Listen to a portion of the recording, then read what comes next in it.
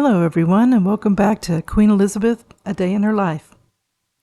We've been in the world of the Queen Mother, and it's been quite interesting so far. And it's from the book The Queen Mother by William Shawcross. In the last video, Prince Albert, the son of King George V, and Queen Mary finally got Elizabeth to accept his proposal. He didn't try to rush her because he knew that she would have stayed away from him. So he played the end game, and he won. They were both so happy when they finally told the family and the press. So let's see what happens next. On January the 16th, 1923, the paper had news of the engagement. Elizabeth read about it in her bed. She wrote in her diary that the telegrams poured in all day. The king and the queen both wrote to their future daughter-in-law. The king told her he was delighted for her to become a member of the royal family. Bertie was radiant. He wrote, with happiness, and I most gladly gave my consent to your marriage with him. The king told Elizabeth that he knew that she could help him in his many duties. God bless you, dear Elizabeth. The queen wrote, the king and I are delighted to welcome you as our future daughter-in-law, and we send you our warmest congratulations. The news has come as a great surprise, and we feel very much excited. Queen Mary invited Elizabeth and her parents to Sandringham the following weekend and promised a warm welcome. I hope you will look on me as your second mother, and that we shall become great friends. May God bless you both, my beloved children, is the heartfelt prayer of your loving future mother-in-law, Mary R. To Lady Strathmore, the Queen wrote that she and the King were delighted that Bertie's great wish had come true, and that he is really engaged to dearest Elizabeth. And Lady Strathmore replied, thanking the Queen many times for her most kind letter. And she was sure that Prince Bertie would make Elizabeth happy, and was quite certain that she will make him the best and most loving of wives, and very loyal and affectionate child to your majesty. Well, needless to say, the prince was on cloud 9. He thanked his mother for being so charming about his engagement. I'm very, very happy. I can only hope that Elizabeth feels the same as I do. She was delighted with your letters, though feels rather shy about how to answer them. She wrote to the king, I am so grateful to your majesty for welcoming me so kindly as a future member of your family, and I only hope that I shall be able to help Bertie in all his many duties, and in many other ways too. Elizabeth wrote to the Queen, my greatest wish is to be a real daughter to your majesty. I shall look forward intensely to my visit to Sandringham Saturday, and I do hope you will think I shall make Bertie a good wife, and we are both so happy, and it is all so wonderful. On Saturday morning, she had a formal meeting with her future in-laws. She went downstairs at 11, and she and the Duke went to his car to the Liverpool Street station.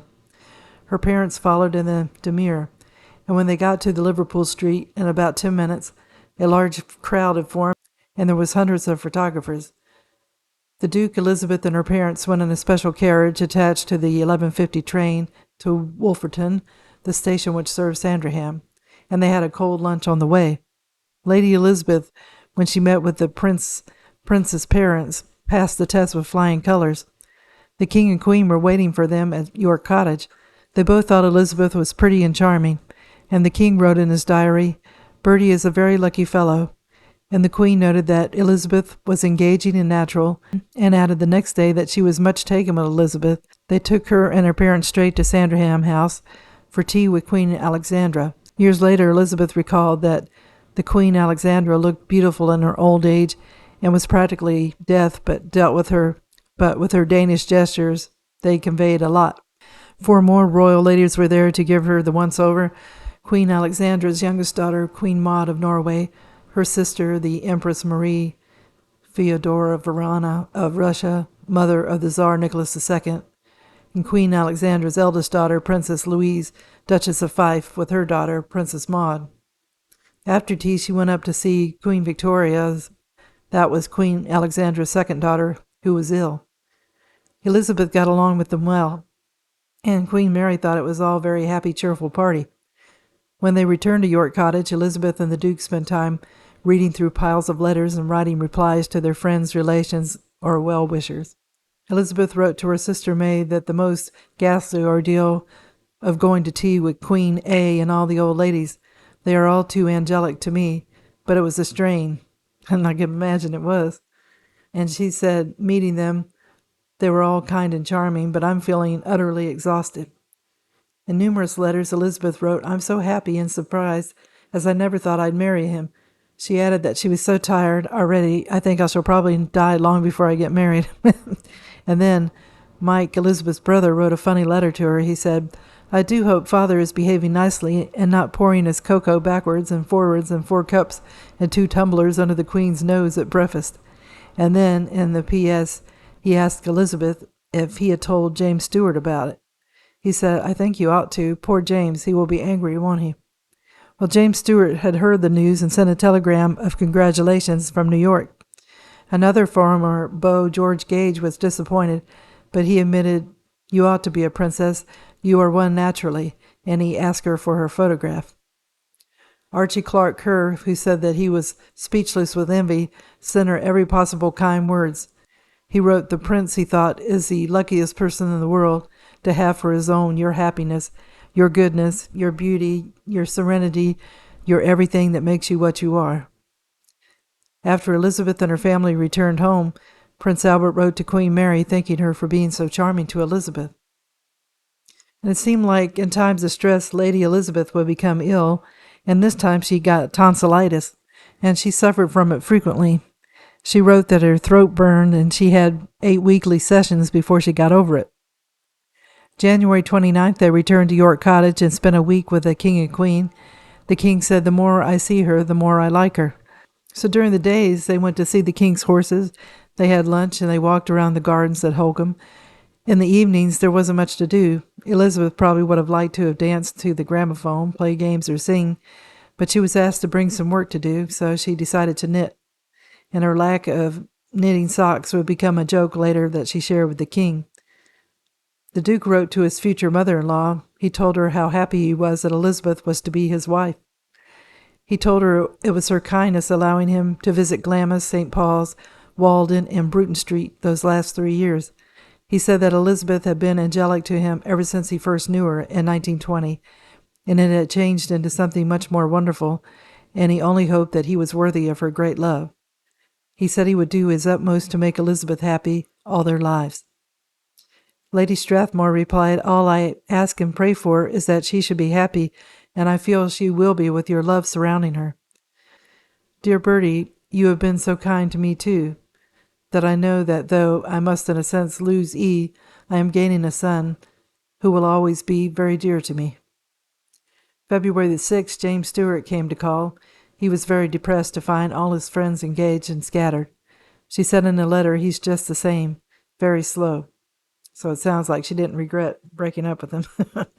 So later in the week, she went to the Queen, the Duke, and Louis Gregg to the White Lodge to go over the house again.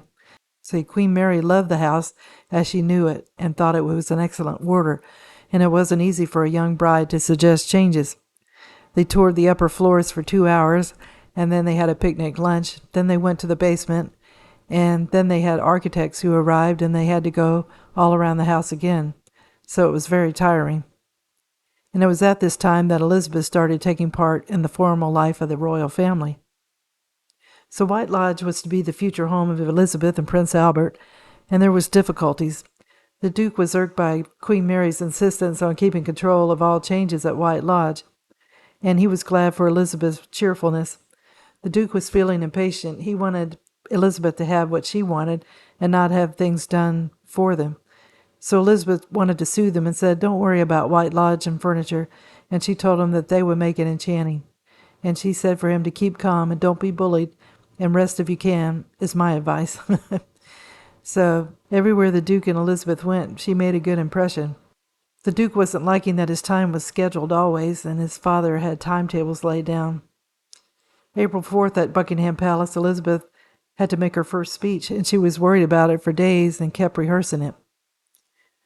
And then for 2 days, Elizabeth was with the royal family, but in her diary, she didn't think there was formality.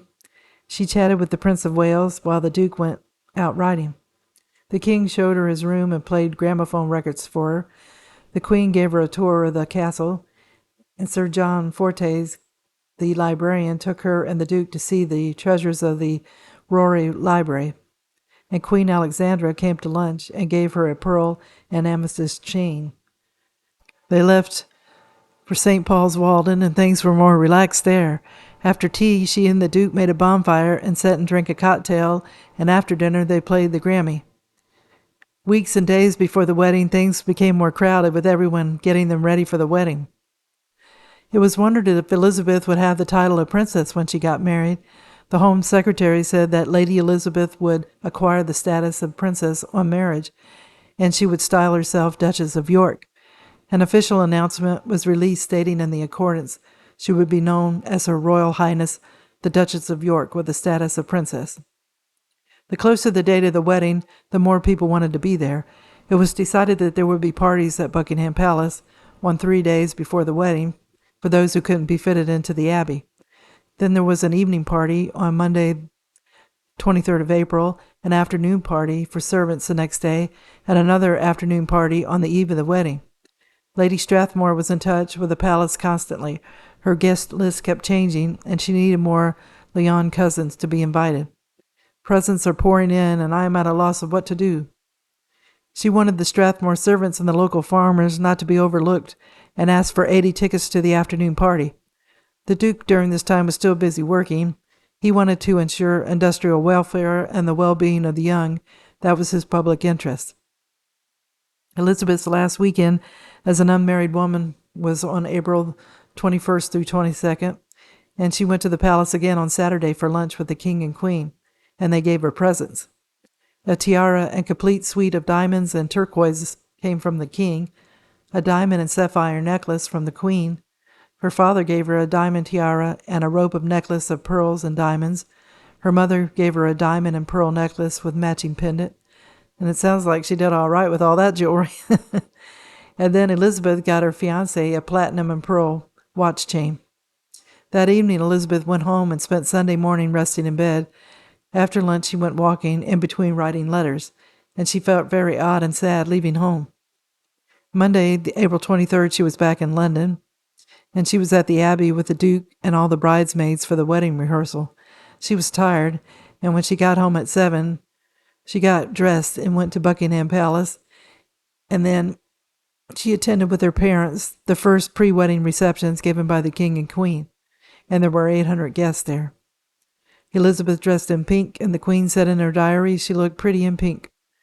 Elizabeth wrote in her diary, shook hands with hundreds and talked till 11:15, home at 11:30. All the family went to bed at 1. So I'm going to end the video here. This sounded like it was quite a whirlwind for Elizabeth and the Duke once they became engaged. Elizabeth spent time with her future in-laws, and they all got along so well together. And the Duke was also so nice to Elizabeth's mother, and she to him. It sounded like the wedding preparations were wild, and there was so much to do. And no wonder Elizabeth felt tired and stressed out. Once she made up her mind to marry Prince Albert, Elizabeth was just as happy as he was. Her way of life was going to change, but Elizabeth and Prince Albert were in love, so all was going to be all right. So tune in to the next video when the wedding takes place. It should be interesting to see what happens then. I hope everybody enjoyed the video, and if you did, if you could give it a thumbs up, it would be greatly appreciated. And tune in again soon for another episode of Queen Elizabeth, A Day in Her Life. Thank you.